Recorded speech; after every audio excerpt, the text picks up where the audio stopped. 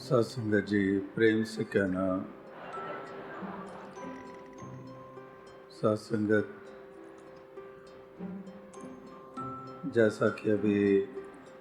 जिक्र हुआ और सभी जानते हैं कि करीब 3 रविवार के बाद फिर से यहाँ दिल्ली में आप सभी के दर्शन करने का मौका मिल रहा है। और ये 3 रविवार जहाँ इंद्री हरियाणा में गए हुए कई बरस हो चुके थे, जहाँ पर महापुरुष जिक्र कर रहे थे कि शायद 20 बरस के बाद वहाँ सत्संग करने का मौका मिला। और फिर मसूरी में पहुँचना हुआ और वहाँ पर भी महापुरुष संत जन कई स्थानों से चल कर आए और इस बार बहुत ही सीमित सा समय मसूरी में मिला और वहाँ के स्थानीय सज्जन भी मिले और वो भी यही भाव प्रकट कर रहे थे कि हर बरस गर्मियों में ये मिशन के श्रद्धालु भक्तों के कारण ही मसूरी में रौनक होती है। और वो भी इस बात की अपने भाव रख रहे थे कि कभी यहाँ मसूरी के हिस्से वाला समय कम ना किया जाए। लेकिन जितने दिन भी वहाँ रहना हुआ, इसी प्रकार से महापुरुष पंजाब, दिल्ली, हरियाणा कई स्थानों से चल कर आए और उनके दर्शन करने का मौका मिला। और फिर दिल्ली लौटते हुए पिछले ही रविवार को रुड़की में भी कई बरस हो चुके थे, जहाँ 7-8 साल के बाद फिर से सत्संग करने का मौका मिला। और आज भी आप यहाँ पर उपस्थित होकर अपने हृदय के भाव जो महापुरुष जो प्रकट कर रहे थे गीत कविता व्याख्यान के रूप में, उसको श्रवण कर रहे थे। और इसी तरह से भाव हमें भक्ति वाले जो भक्त अपने भाव रखते हैं वो भक्ति के तहत होते हैं और उन्हीं को श्रवण करके अपनी भक्ति को और सुदृढ़ करने की प्रेरणा मिलती है। और ऐसी ही अनन्य भक्ति से युक्त हृदय जहाँ जहाँ पर भी बसते हैं वो अपने जीवन को भी आनंदित बनाते हैं, औरों को भी आनंदित करते हैं। चाहे पहाड़ी इलाकों में जाते हैं, वहाँ पर भी गढ़वाली महापुरुष गढ़वाली भाषा में इसी अनन्य भक्ति भरे भाव से युक्त होकर जहाँ सेवाओं में लगे हुए हैं, वहाँ पर हृदय के उद्गार के जन्मों जन्मों से बिछड़ी हुई आत्मा इस परमात्मा से और भ्रम और भ्रांतियों और अज्ञानता में रहकर ही उम्र तमाम होती चली जा रही थी। लेकिन हमारे कानों में आवाज़ पड़ी, ये परोपकारी महापुरुष इन पगडंडियों से चल कर इतने दूर हमारे गांव में पहुँचे और हम तक ये संदेश पहुँचाया कि ये प्रभु परमात्मा जिसके प्रति ये मान्यता है कि ये जाना नहीं जा सकता, इसका बोध नहीं हो सकता, तो उसी कार्य को इन्होंने सिद्ध कर दिया। इतनी सरलता के साथ, इतनी सहजता के साथ हमारी जन्मों जन्मों की अज्ञानता का अंधकार मिटा दिया और हमारा ये जीवन अब धन्य हो गया है। सही मायनों में जीवन जीने का अब लाभ प्राप्त हुआ है। ये हीरा हमारे हिस्से में आ गया है। ये अमूल्य वस्तु, ये वस्तु या तुल्य वस्तु ये हमारे हिस्से में आ गया। इससे ऊंचे भाग क्या होंगे। ठीक है, हम झोंपड़ियों में रहते हैं, ठीक है, ऐसे दुर्गम स्थानों पे रहते हैं जहाँ पर आना जाना भी दुश्वार हो जाता है, लेकिन इससे बड़ी किस्मत और क्या होगी, इससे बड़ी धनता और क्या होगी। तो हमारे ऊंचे भाग्य हैं कि हमारे हिस्से में ये दात आ गई है। तो इस तरह से वो अपने कृतज्ञता के भाव प्रकट कर रहे थे। तो आज भी इसी कृतज्ञता के भाव से युक्त होकर महापुरुष इस निराकार का शुक्राना कर रहे थे कि हे दातार, तेरा शुक्र है कि ये जन्म तुम्हारे लेखे, जिसका वर्णन हम लगातार करते सुनते हैं कि ये जीवन लिखे लग गया है, ये सत्य के, परमार्थ के, मानवता, इंसानियत के, परोपकार के लेखे लग गया है। अब हमें जीवन जीने का आनंद आ रहा है, वरना ऐसा ही महसूस हो रहा था कि अपने ही शरीर का बोझ ढो रहे हैं। लेकिन अब हमें ये जीवन जीने का आनंद आ रहा है, क्योंकि ये मालिक परमात्मा ईश्वर निराकार ये अंग संग है, इसको जाना है और इसके रंग में रंग कर इस जीवन के सफ़र को तय कर रहे हैं। और इसके रंग में रंग कर सफ़र, जो घड़ियाँ, जो लम्हे, जो पल, जो क्षण बीत रहे हैं, वही वास्तविकता में हमारे लिए ऐसे पल हैं जो हमें पूर्ण रूप में एक आनंदित, हम उसको महसूस करते हैं और उस अवस्था में रहकर ये हमारे जीवन के पल छिन बीतते हैं। और ये हमेशा ही ऐसे लम्हे पल बने रहें, उसके लिए प्रार्थना करते हैं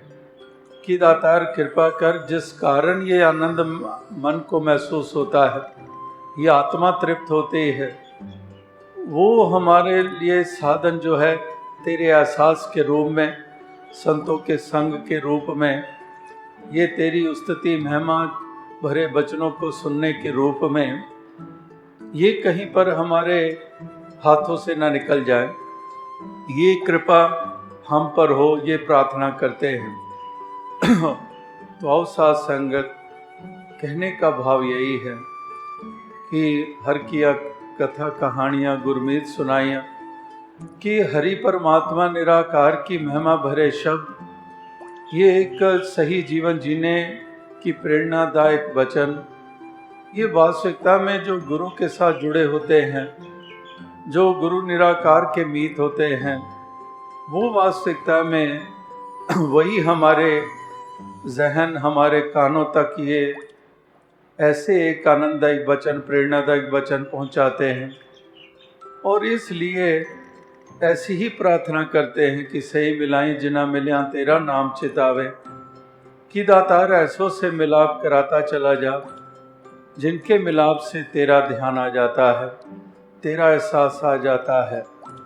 वरना इस भागती दौड़ती दुनिया में इस ध्यान को अपनी तरफ आकर्षित करने के लिए सामानों के सामान हैं, बहुत नज़ारे हैं, बहुत कुछ इस संसार में भरा पड़ा है, वो अपने आप में ही काफ़ी हैं इस ध्यान को अपनी तरफ अग्रसर करने के लिए।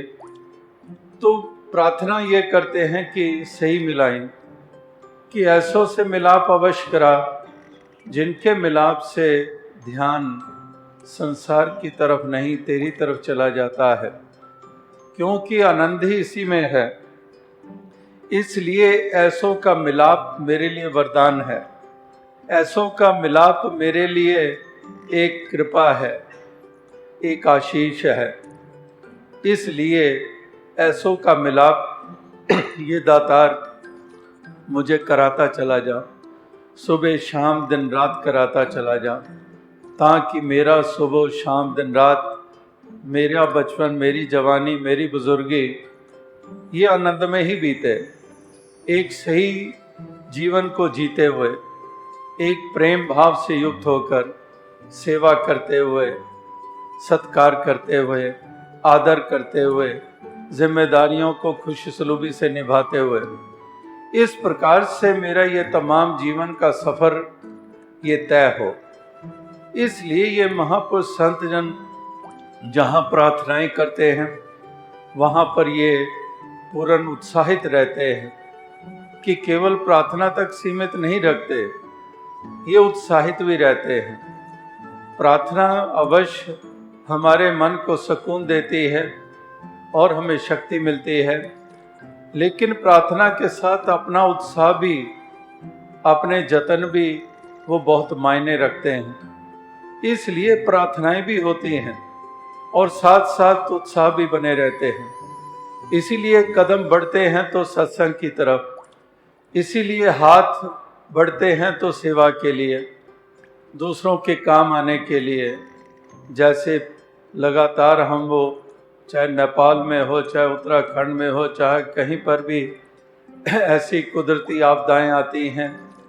ऐसे अवसर, ऐसे मौक़ों के ऊपर भी लगातार भक्तजन अपनी सेवाएं समर्पित करते हैं, अपना आप प्रस्तुत करते हैं, समाज के काम आते हैं, समाज के लिए वरदान बनकर निष्काम भाव से अपनी सेवाएं करते हैं। अभी मसूरी की ही बात कर लें, वहाँ पर भी जितने मेन चौराहे हैं जहाँ पर अक्सर ट्रैफिक जैम रहता है, वहाँ पर भी हर चौराहे पर 5-5, 6-6 सेवा दल के जवान ट्रैफिक पुलिस के साथ मिलकर वहाँ पर नियंत्रित करते हैं उस ट्रैफिक को, और उसके लिए भी लाख लाख शुक्राना वहाँ की अथॉरिटीज़ वो करती हैं। तो अब की बार भी इसी तरह से सेवा दल के जवान ही सबसे ज़्यादा वहाँ पर कार्यशील नज़र आए कि वो किस तरह से भाग भाग कर सुबह से रात तक, सुबह 7 बजे से लेकर रात 11 बजे तक किस तरह से वो सेवा कर रहे हैं। अगर सोचने में ये ख्याल आ सकता है उन जवानों में भी कि हम तो आए हैं मसूरी भवन पर सेवा करने के लिए, और ये हमारा यहाँ ट्रैफिक के साथ क्या लेना देना, जहाँ पर हम यहाँ धूप में खड़े हुए हैं और ये कोई महापुरुष तो है नहीं है, ये तो लोग जो अनजान से लोग हैं जो गाड़ियों पर आ रहे हैं। आने को ये ख्याल आ सकता है, लेकिन भक्त प्रवृत्ति जो होती है वो हमेशा यही होती है कि दूसरों के काम आना, निष्काम भाव से सेवाएं करनी, जिस तरफ हुक्म आ जाए उस तरफ बढ़ निकलना। तो इस जज्बे, इस भाव से युक्त होने के कारण ही उनको वो रूप में भी कोई वो कार्य बोझल नहीं महसूस, हंस हंस के जो उद्यम करत है कि हंस हंस कर उद्यम करते हैं, खिड़े मथे करते हैं, खुश असलूबी से करते हैं, मजबूरी नहीं मानते कि ये सेवा मजबूरी है, ये सत्संग मजबूरी है। अगर मजबूरी मानेंगे तो हर पहलू बोझल हो जाता है, बहुत भारी पड़ता है। तो ये बोझल, इसका बोझ महसूस ना हो इसलिए ये भारे बोझल से बोझल कार्य कर देते हैं, लेकिन फिर भी अपने आप को हल्का फुल्का महसूस करते हैं, क्योंकि इसको खुशकिस्मती मानते हैं, मजबूरी नहीं मानते हैं। ये संचार जैसे जीवन का चलता है, जैसे रगों में रक्त हमारा संचारित होता है, रक्त हमारी रगों में चलता है तो हमारे ये जीवन की लीला चलती है। तो इस तरह से ये संचारित होता है, ये इस तरह से ऐसी भावनाओं का ये जीवन में संचय हो जाना,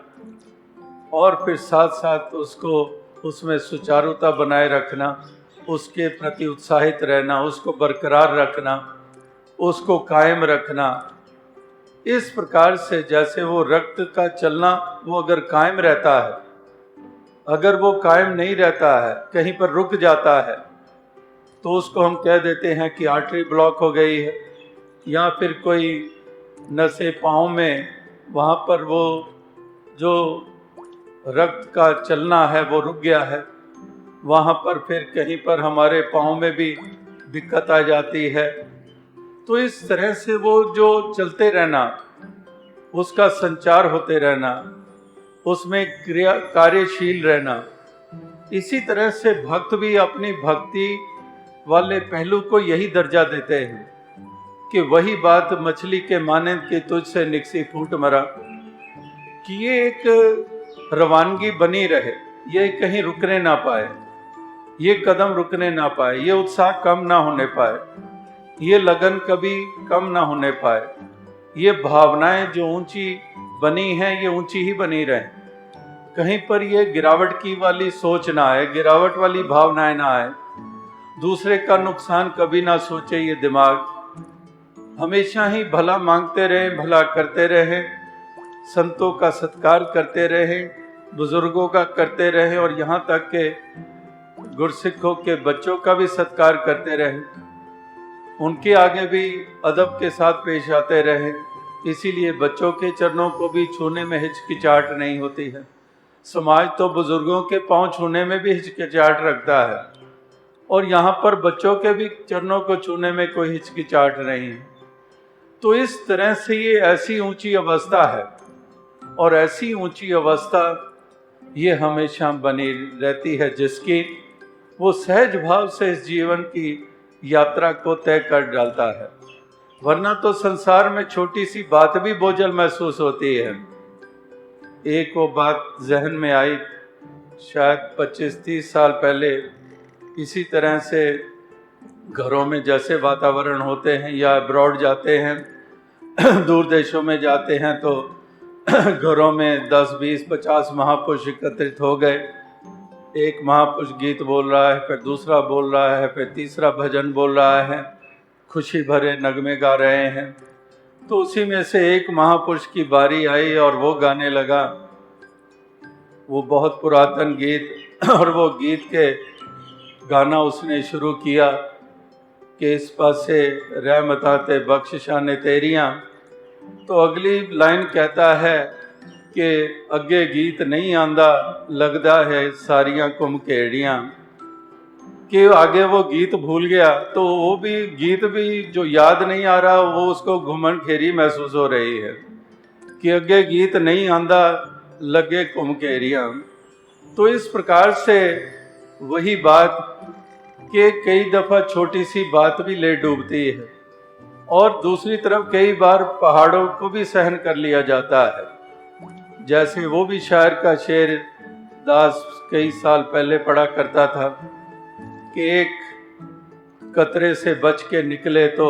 एक समुद्र से बच के निकले तो कतरे में डूब गए होंगे। कि जहाँ पर समुद्र को भी सहन कर लेते हैं, और कई बार एक कतरा भी डुबो जाता है, एक कतरा भी बोझल महसूस होता है। तो इस प्रकार से भक्तजन चाहे सागर हो, चाहे कतरा हो, चाहे कोई भी जीवन के पड़ाव हो, ये इस प्रकार से अपनी मनोवस्था को बरकरार रखते हैं और हमेशा ही एक इस ऊंचे के साथ मन का नाता जोड़े रखते हैं। इसलिए अपनी अवस्था भी ऊंची बनाए रखते हैं, वरना ये अवस्था डगमगाती है, कदम कदम पर डगमगाती है, ये गिरावट की ओर भी चली जाती है। तो ये ऊंची अवस्था बनी रहे, इसलिए इस ऊंचे का दामन नहीं छोड़ते हैं, इसका एहसास कभी नहीं खोते हैं। तो इस तरह से ये एहसास बना रहे, ये रंग चढ़ा रहे, ये उत्साह बने रहें, ये लगन लगी रहे। और इस प्रकार से ऐसी लगन ही जिनको लग जाती है वो वास्तविकता में अपने जीवन की डगर, इस सफ़र को तय करते चले जाते हैं, सहजता के साथ आनंदमयी अवस्था में रहकर, और औरों को भी फिर प्रेरित करते हैं, औरों को भी ये संदेश देते हैं, औरों को भी ये पैगाम हर किसी तक पहुंचाते हैं कि हे सजनों, हे इंसानों, तुम भी गौर करो, तुम भी इस जीवन के सफ़र को तय कर रहे हो हमारी तरह। हम भी तय कर रहे थे, तुम भी तय कर रहे थे, लेकिन हमें जीवन के मायने मिल गए हैं, हमें उजाला मिल गया है, हमारी भ्रम और भ्रांतियाँ मिट गई हैं, भक्ति की सार अब समझ में आई है। तो तुम भी ये सार समझ लो, तुम भी जीवन को सही रवानगी दे लो और अपने जीवन को मनोरथ पूरा करो, और अपना मुख उजला करके सुरखरू होकर इस संसार की यात्रा को तय करो। इस प्रकार से ये संदेश और पैगाम भी देते चले जा रहे हैं, प्रेरित भी करते चले जा रहे हैं, उजाला स्थापित करते चले जा रहे हैं। तो ऐसी ही दातार कृपा करे, हर किसी को तौफीक बख्शे, ताकि सभी इसी भाव से युक्त होकर इस जीवन के सफ़र को तय करते चले जाएं। साथ संगत जी, धन्यवाद।